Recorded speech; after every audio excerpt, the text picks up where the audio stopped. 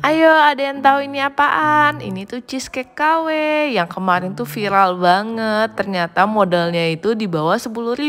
Soalnya cuma dari 2 butir telur ditambah dengan susu cair, beberapa sendok maizena, gula, dan 1 slice keju.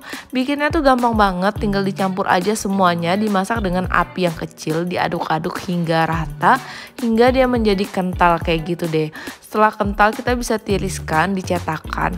Kalau aku sih milih cetakannya tuh yang bundar. Aku pakai mangkok di sini supaya nanti hasilnya tuh beneran kayak cake kayak gitu.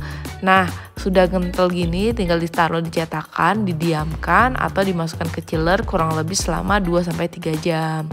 Setelah dingin, cake-nya dipotong-potong deh. Nah, aku motongnya kayak gini nih supaya bentuknya tuh beneran kayak slice of cheesecake kayak gitu deh. Setelah kita potong-potong, kita tinggal oleskan kuning telur di atasnya biar nanti beneran gosongnya tuh menarik deh. Nah, ini aku olesin pakai kuning telur lalu aku panggang di oven. Panggangnya tuh sebentar aja 15 menit.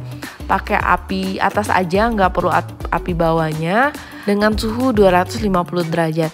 Tada, udah jadi nih. Ini kan aku pakai api bawah, makanya di bawahnya juga gosong. Makanya aku sarankan pakai api atas aja. Rasanya gimana? Rasanya manis.